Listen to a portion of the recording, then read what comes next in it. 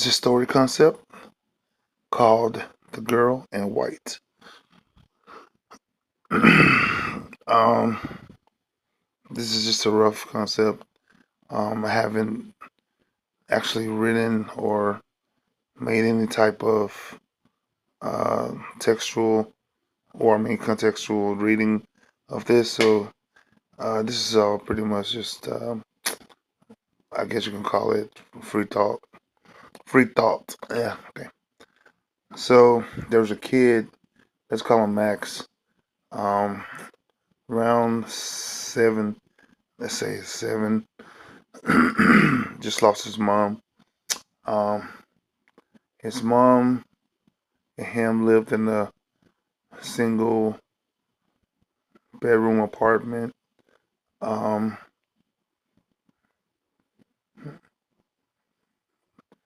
his mom was young. She was only maybe, let's say 34, 35. And she died under mysterious circumstances. It seems like um, she was doing fine up until the week of her death. Max noticed she seemed drained of energy every more and more each day, unexplainably. And one day, Max woke up to get ready for school and noticed his mom hadn't. She's usually the first one up.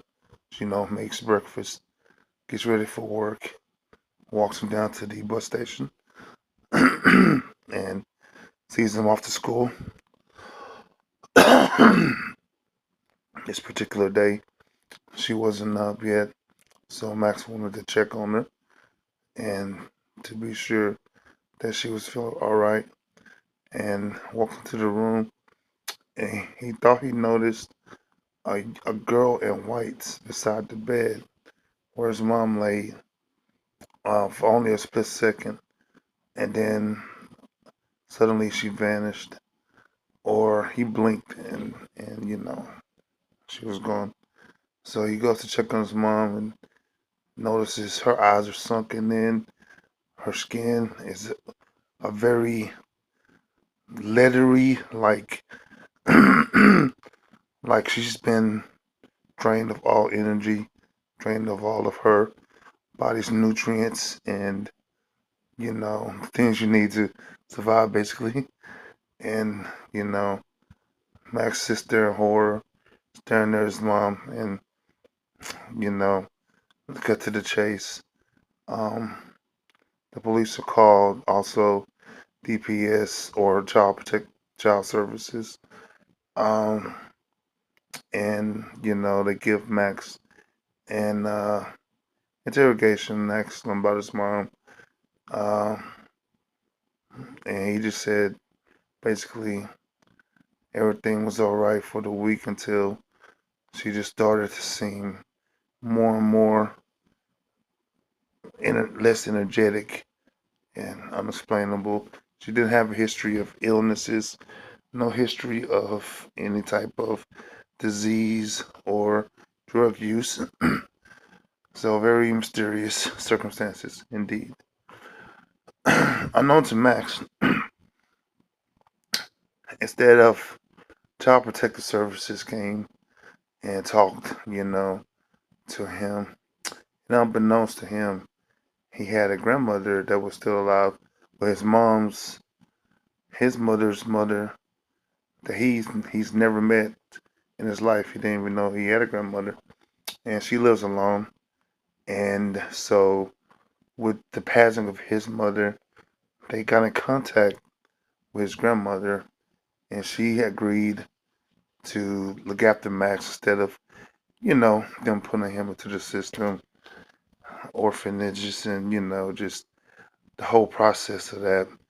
Um, they try to keep families together and figure with this tragic event that he needs to support.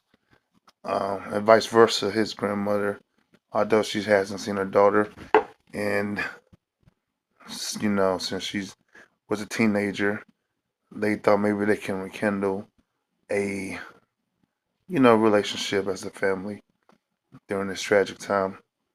So Max packs up, all his belongings, everything that he has, and moves with his grandmother. His grandmother lives out in a very wooded area, a rural area. Let's say rural, um, on the outskirts, not in the same town. She lives a few states away. Max and his mom live, let's say, like upstate, New Jersey, somewhere kind of bustling.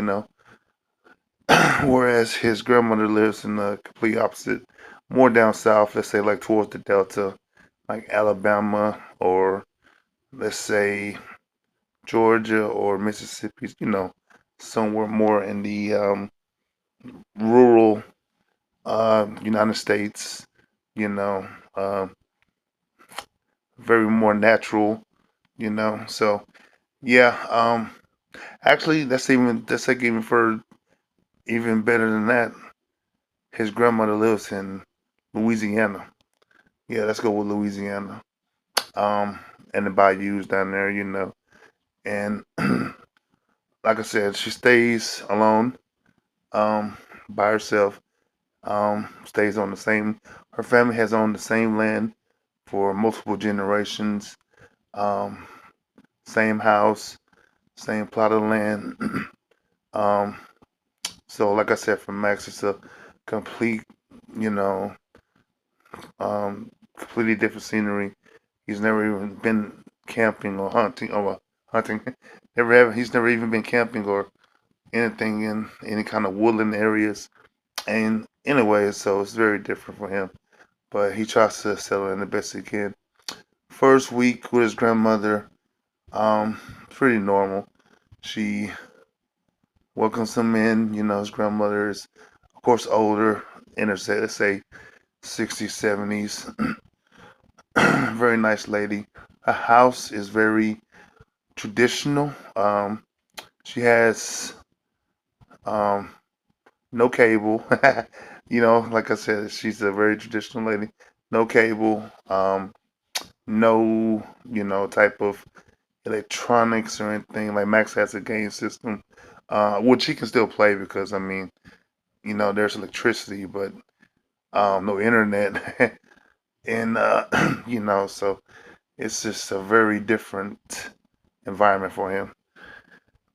So anyways, first week it's just basically him settling in, them getting used to each other.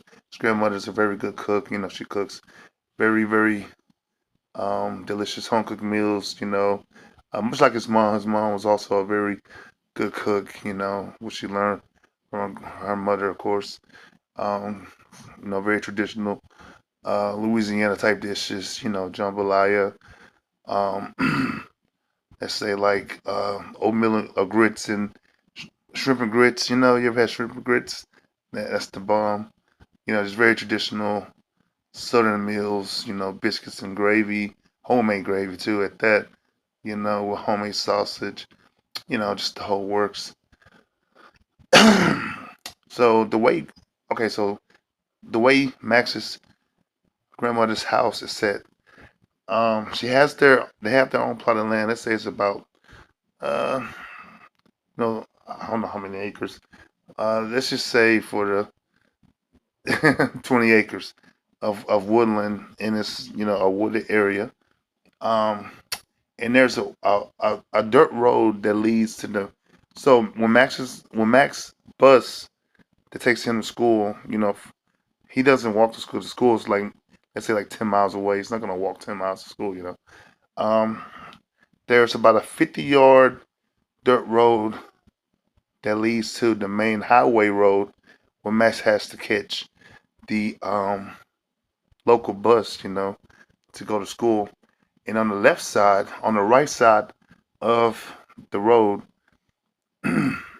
so say he's walking from his grandmother's house, on his right side, the land is plotted. They have his grandmother has a garden. They have, oh, excuse me, she has a hired help that helps to plot her land, plot her garden. Excuse me. Um, a man named Joseph. Let's just say Joseph. Yeah, just going with that. So, she had squash. 'Cause they eat. They try to live off the land. Let's say they have squash. Greens, beans, potatoes, things you will grow in the southern, United States. And on the right side, left side of the road, there is just a vast forest, just very vast, full of pine trees and different like birch wood, different type of trees like that. Very, very dense. It starts out kind of sparse, but the deeper you look into it, you can tell that it gets just overgrown and deeper and deeper. Full of weeds and overgrown grass, things like that nature. So that's on the left side, and it's all the way down this road that Max walks on to get to school. So he, the first week, like I said, settled in, nothing out the ordinary. He walks the road every day to catch the bus. Goes to school. Gets along with all his classmates. Max is kind of like, and he's smart. He's very technically savvy. He knows how to use new technology with you know, no issues. He knows how to fix, you know, laptops and things of this nature. Very smart kid, gifted. Um, Learns very quickly. Good with math, things like that. And also, even though he doesn't play sports a lot. Um, he's also still very athletic. Like he's naturally athletic. He can run fairly decently fast. Able to. He's flexible. He can pick up on sports really easy. Like he used to play basketball back in Jersey. He's very, very, just naturally gifted kid. When it comes to athleticism. And so yeah, like I said, a smart kid, athletic as well. So of course at school he's pretty popular. Well, not so popular, but he fits in pretty well. First day he makes some cool friends. He meets like um, let's say some nerdy kid that meets and greets him, and they kind of hang out for the day or whatever. And other kids kind of warm up to him as well throughout the week, um, you know throughout the first week of the school. So, anyways, so that Friday, like I said, he goes to school. He went to school this whole week, Monday through Thursday, no problems, nothing out the ordinary. Um, the Friday, um, on his way going to the bus stop in the morning, right?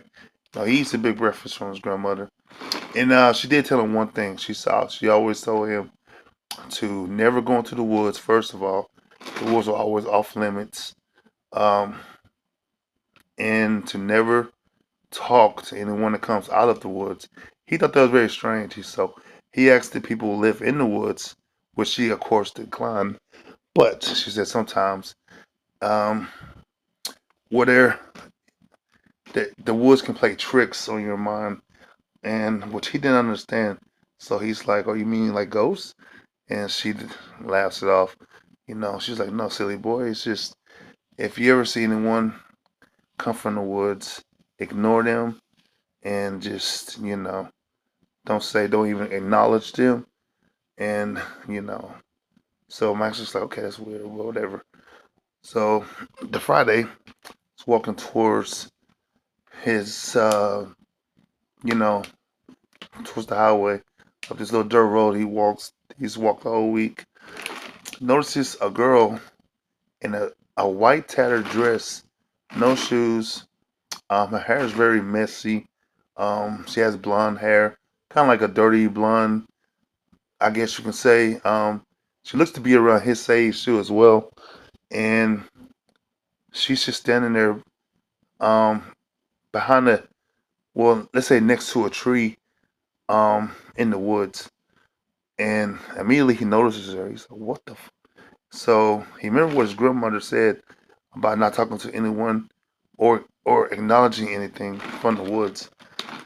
Her eyes are very glossy and like very ominous. Like her eyes are wide open, looking directly at him as he walks by. He doesn't say anything to her.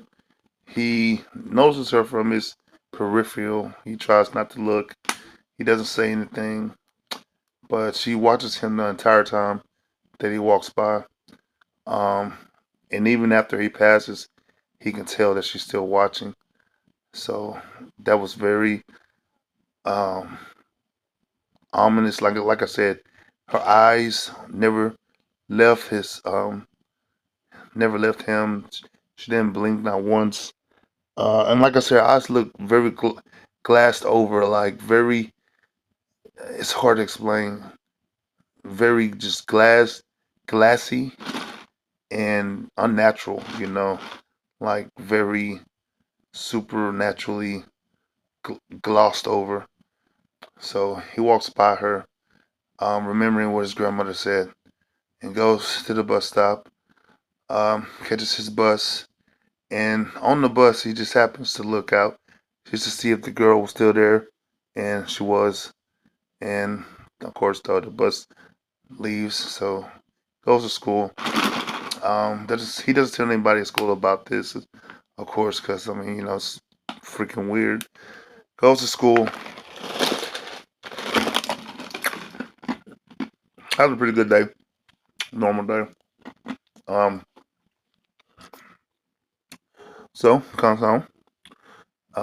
You know, bus drops him back off on the dirt road, and in the exact same spot as soon as he gets off the bus, in the exact same spot, as if she never even moved or or even you know like she was. It was the same girl with the same tattered dress and staring directly at him in the same exact spot by the same exact tree. And this really makes him very nervous. So at first he hesitates to well, the bus closes the doors, drives off, and at first he hesitates to even walk up the back up the road to his grandmother's. He's like, "Oh no, this is so freaky. This is weird." And again, he remembered his grandmother's words to never interact or talk to anyone that comes from the woods. So he goes to as far to the left because the woods on the right, right? And I said, yeah. So the woods is on this right. He gets off the bus. The left side is the cultivated land. He gets as far left as he possibly can and walks up the road. First, he looks down towards the rocks, towards his feet, trying his best to ignore any presence of the girl.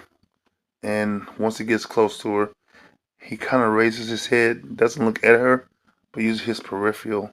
And once again, she's staring directly at him as he walks by, never taking her eyes off and not even saying anything, just a very creepy, um, intense stare. So he walks by and continues up the road to his grandmother's. Now, this time, he tells his grandmother, he gets back home. She's cooking already. She's making like, let's say some gumbo, because I always wanted some gumbo. She's making gumbo and like hot water cornbread or something. So he gets in the house, and first thing he does, he's like, "Grandma, I saw someone." She's and so she immediately stops cooking and looks at him. She's like, "Were they from the woods?"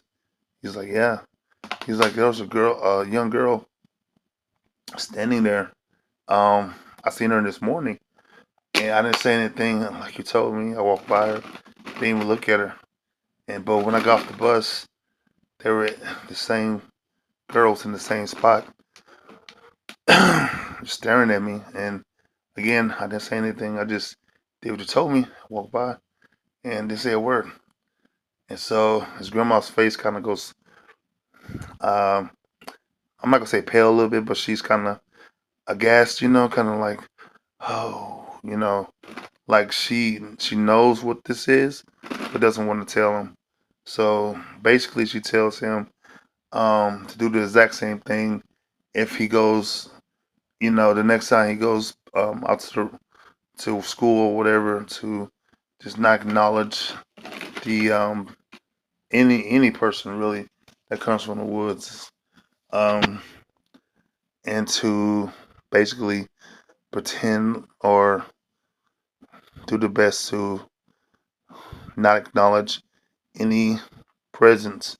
So she said she's going to give him something later that will help him to be more, how you say it, to be less visible. Yeah, to be less visible to them, to the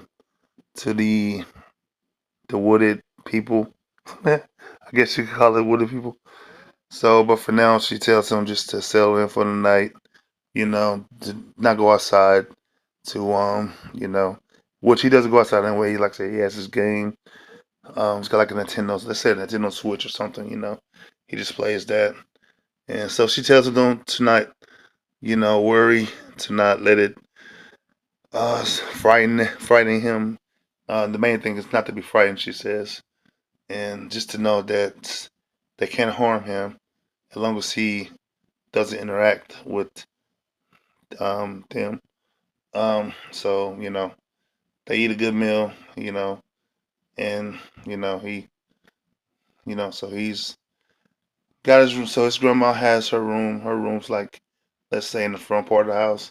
He has a room that's in the back part of the house. And so he's playing his game, man. He's not thinking too much of it. He's like, well, grandmother said, don't worry about it. And, so he figures inside the house, he's safe, of course. So, he's playing his game. Then eventually he passes out. Um, and next thing you know, he hears like a peck on his window. Um, now, oh wait, yeah. So if you live in the South, you know it's hot. Um, sometimes